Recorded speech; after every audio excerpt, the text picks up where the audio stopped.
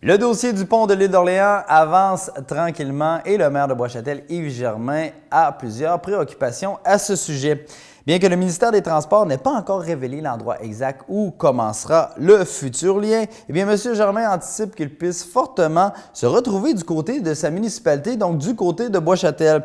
Eh bien, de ce fait, il nous fait part de certaines de ses inquiétudes dans l'entrevue qui suit. Monsieur Germain, bonjour, comment allez-vous? Bonjour Maxime, ça va bien et toi?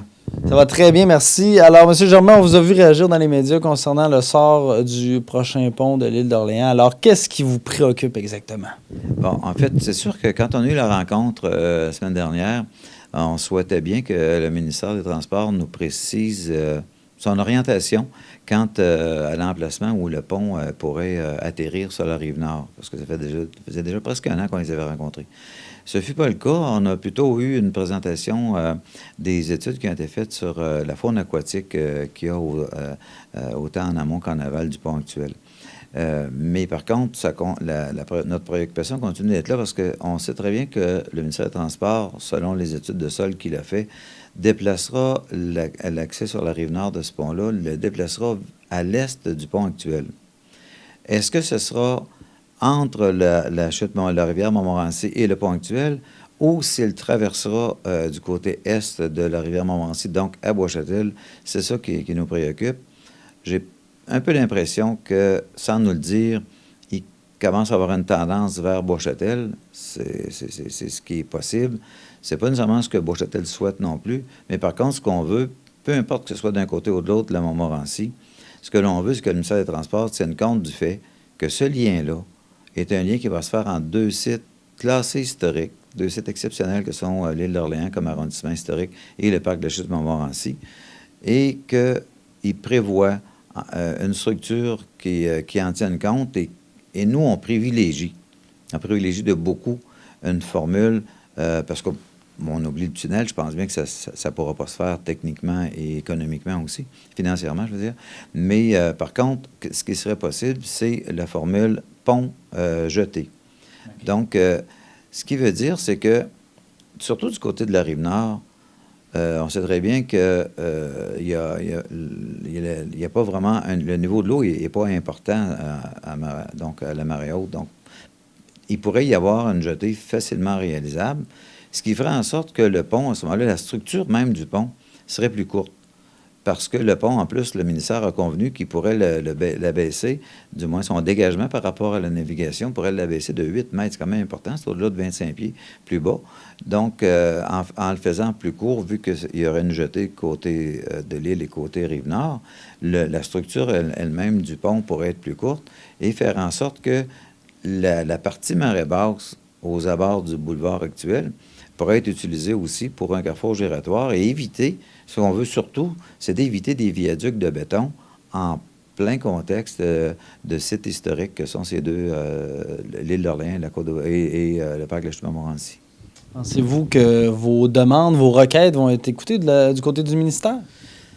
Bien, je sais que le ministère est particulièrement là en décision, en réflexion par rapport à la solution de la structure elle-même. C'est-à-dire, il n'y en a pas mis une de côté en partant, mais on sent très bien qu'il y en a qui sont en train de s'éliminer de par elles-mêmes. Ils regardaient le tunnel, ils regardaient le pont, ils regardaient une jetée même d'un bout à l'autre, et ils regardaient aussi pour un pont jeté, comme c'est comme la solution qu'on favorise. Donc, et il n'y avait pas nécessairement, on n'a pas senti en tout cas, qui avait pris, du moins qui s'était intéressé jusqu'à maintenant, aux approches. Nous, donc, c'est là-dessus qu'on a essayé de le sensibiliser, que les approches sont aussi importantes que la structure, parce que c'est ça qui va aussi être pris en compte ou affecté, qui va pouvoir affecter le paysage. Puis, ça, ce qui va nous aider sûrement, c'est que le fait que la Communauté métropolitaine de Québec, la CMQ, a adopté son plan paysage. On a le plan paysage pour Côte-de-Beaupré et Charlevoix grâce à la table de concertation sur les paysages. Le plan de développement durable de la MRC de la Côte-de-Beaupré a aussi des objectifs quant au paysage, à la préservation et la mise en valeur des paysages. Donc, tout ce contexte-là, dans les dernières années, ça ne fait pas longtemps qu'on met de l'accent à ce point-là sur la préservation de nos paysages. Bien, ça va peut-être aider à ce que le ministère le prenne en considération.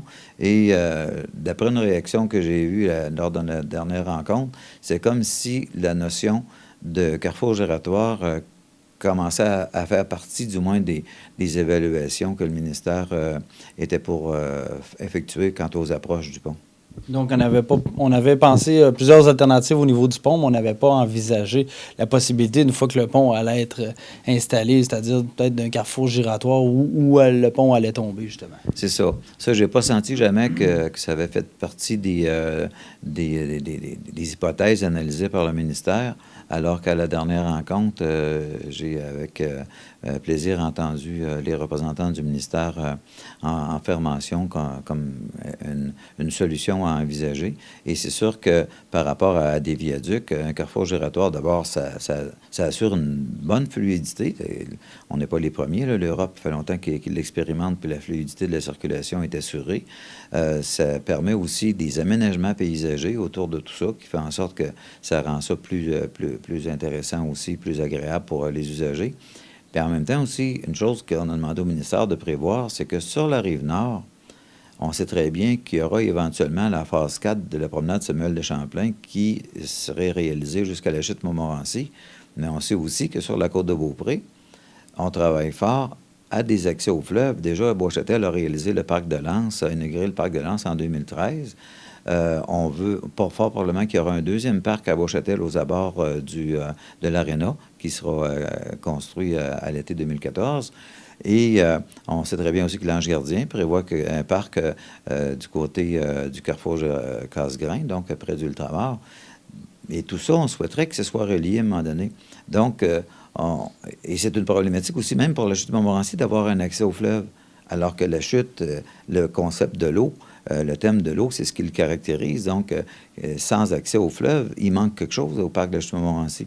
Donc, on dit au ministère des Transports, ce que vous aurez comme structure retenue, il faudra qu'elle pense à cette quatrième phase de Samuel de Champlain et qu'elle aussi facilite l'accès au fleuve et pour le parc de la chute de Montmorency et pour la côte de Beaupré pour pouvoir éventuellement avoir un lien entre les différents parcs qu'on a au moins jusqu'à l'Ange Gardien. Parce que techniquement, je veux dire, c'est possible de Bois-Châtel jusqu'au carrefour Cassegrain.